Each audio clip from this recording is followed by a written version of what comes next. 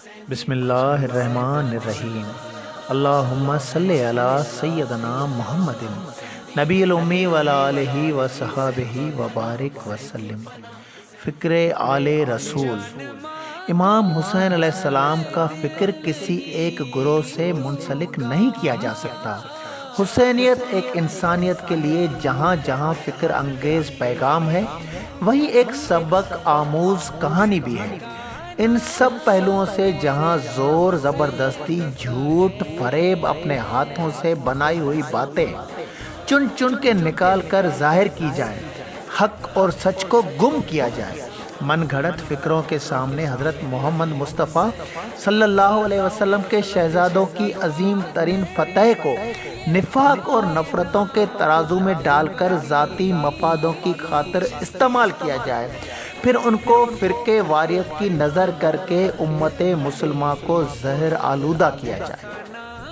ویسے بھی فتنوں میں سے بڑا فتنہ نفرت ہے، جس سے ایک مومن اپنا دامن پاک رکھنے کی کوشش کرتا ہے ہر ممکن طرح، مگر وحشیانہ سوچ نے جہاں بڑے ناسور چھوڑے ہیں، جن کو محبتوں کے مرہم سے ہمیشہ صوفیاء کرام نے اپنی لاجواب محبتوں کے فلسفے سے ٹھیک کرنے کی کوشش کی ہے، مگر ان کے راستے میں رکاوٹیں ڈالنے کے لیے یہ معاشرہ بھی اپنی کوششیں کم نہیں کرتا۔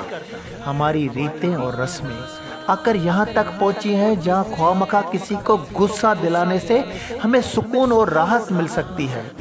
غصہ فہم فتنے والوں کے لیے آخری ہتھیار کے طور پر استعمال ہوتا رہا ہے، مگر امام حسین علیہ السلام تو نواسہ ہے اس ہستی کا جس نے فتح مکہ کے وقت لوگوں سے ایسا سلوک کیا کہ دنیا آج ان پر غور کرنے لگی ہے کہ ایسا رہبر، سبحان اللہ۔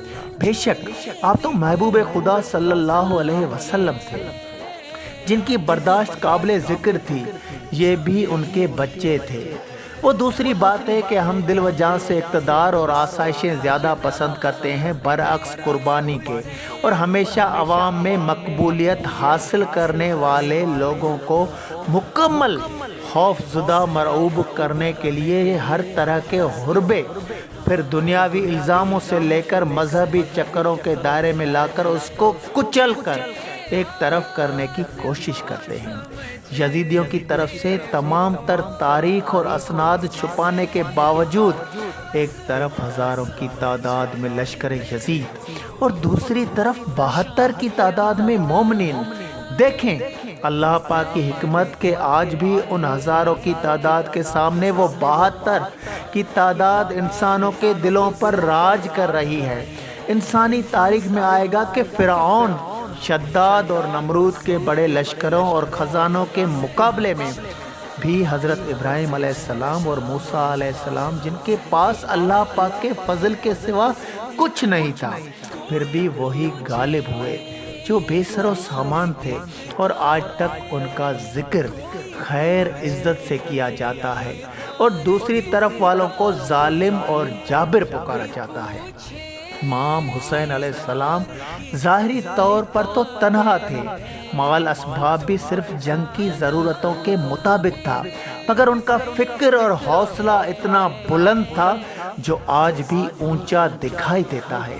ایک مظلوم جو ایک ظالم، جھوٹے اور دھوکے باز کے سامنے سچ اور حق کی علامت بن گیا ہے، تو جان لو حسینیت ایک حوصلہ ہے، ایک سچ ہے، ایک فکر ہے، ایک فلسفہ ہے، جس کے پیچھے تعلیم اور تربیت محمدی صلی اللہ علیہ وسلم ہے۔ اس کو صرف اسی حیثیت سے دیکھا اور پہچانا جائے گا جیسے نیکی اور بدی کی آپس میں تکرار چلتی ہے، ایسے ہی خیر اور شر کا تنازع بھی رہتا ہے۔ ہمارے معاشرے نے جہاں امیر اور غریب میں فرق رکھا ہوا ہے، وہاں سوچ اور ذہنوں میں بھی فرق نمایاں نظر آتا ہے۔ جیسے 300 سال پہلے شاہ صاحب نے اپنے فکر و فلسفے میں بڑی گہرے اسرار کی بات کی ہے۔ فجر کا وقت تھا، اس وقت کوئی جدید سسٹم تو نہیں تھا، نہ ہی کوئی فون وغیرہ، نہ ہی کوئی پوسٹ لفافہ وغیرہ، سو ایک پرندہ اس وقت آتا ہے جب فجر کی اذان رسول اللہ صلی اللہ علیہ وسلم کے روزے پر گونجتی ہے۔ مؤذن حی علی الصلاۃ حی علی الفلاح کے جملے دہراتا ہے، وہاں یہ پردیسی پرندہ دربار اقدس میں آنسوں کی قطاریں بہا کر زار و قطار رو کر اپنے پیشوا کو بتا رہا ہے اور غمگین اشعار پڑھ رہا ہے۔ پرہے پکھی آئیو کربلا ماں کہی، پرہے پکھی آئیو کربلا ماں کہی، روزے پاس رسول جے تے حلی ہاک آئی، ڈٹھم رک روئی چڑھ میر محمد عربی۔ شاہ سائیں سر کیڈارو ترجمہ، آسمان سے پھوٹتی شفق کے سمے کربلا سے اڑتا چلا آیا پرندہ پاس روضہ رسول صلی اللہ علیہ وسلم کے آ کر دی ندا، اے محمد عربی، اے میری جہاں زیر شمشیر حشر دیکھ کر آیا ہوں میں، بلانے آپ ہی کو آیا ہوں میں، اللہ کے واسطے چلیے شہزادوں کی مدد کیجیے، اے رحمت للعالمین صلی اللہ علیہ وسلم۔ آپ کے بچے بیابان کربلا میں آپ پر کلمہ پڑھتے ہوئے شہید ہو گئے، دشمن دنیا کا نشے کے خمار میں مبتلا ان کو بے دردی سے شہید کرتے گئے اور اپنے آپ کو حق اور عقل والے کہلاتے گئے۔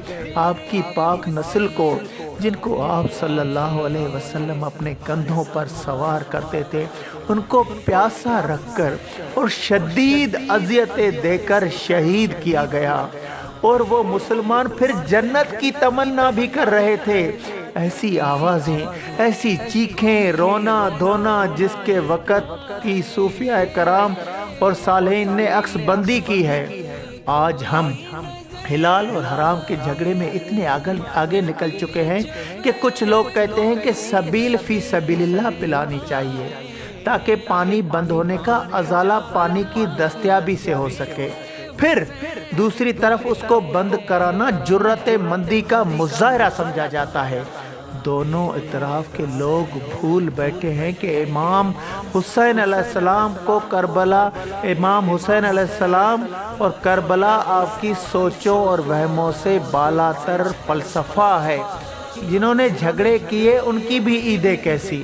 ایک طرف تو امام حسین علیہ السلام نے اپنے نانا کو داستان کربلا سنائی ہوگی، دوسری طرف ہم سبیلوں پر لڑتے رہیں گے، ایک پانی پلانے پر اور دوسرا پانی نہ پلانے پر۔ امام حسین علیہ السلام کے فلسفے کو جھگڑا فساد نہ کل پسند تھا نہ آج ہے، وہ تو امن امان کا چمکتا ستارہ تھا اور رہے گا دنیا کی مظلومیت کی تاریک راتوں میں، جہاں نفرت کے پتھر ہر کسی نے ہاتھوں میں اٹھائے ہوئے ہوں گے کہ ہم سچ پر ہیں، کیونکہ نماز تو دونوں طرف پڑھی جا رہی تھی اور تکبیر اللہ اکبر دونوں طرف تھی اور کلمہ پڑھنے والے دونوں طرف تھے، پھر فرق کس چیز کا تھا؟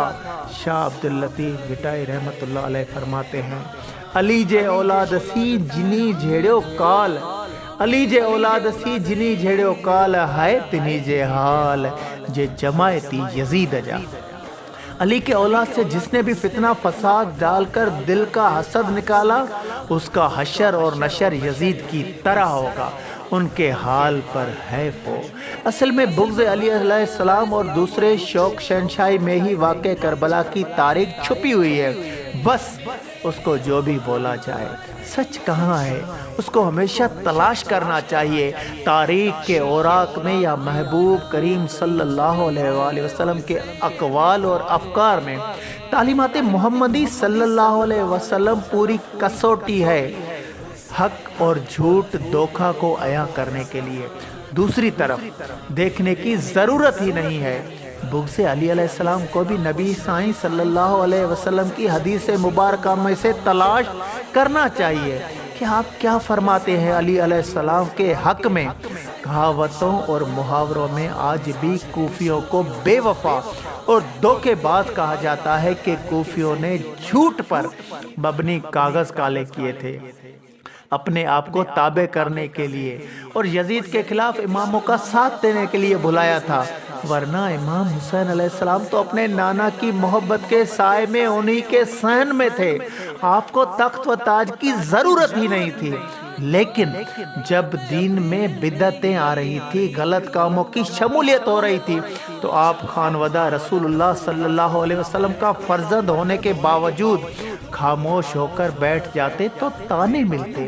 ابھی بھی کربلا کو سمجھنے کے لیے انتشار اور فتنوں سے دامن بچایا جائے، نہ کہ کسی بد اخلاقی یا محترم ناموں کی بے حرمتی کرنے کی وجہ سے ایک دوسرے پر دھاوا بول دے اور نقصان قوم اور ملت کا ہو۔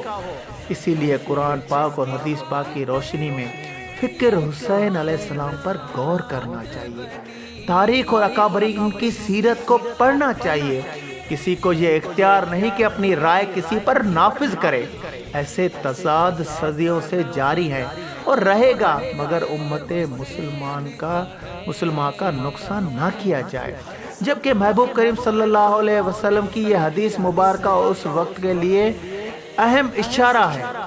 غیر قومیں آپ پر ایسے آئیں گی جیسے بھوکے دسترخوان پر۔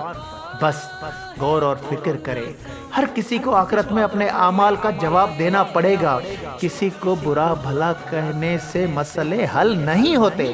برے صغیر پورا صوفیاء کرام کی برداشت اور نرمی سے فتح ہو کر داخل اسلام ہوا، اور آج بھی اس کی ضرورت ہے۔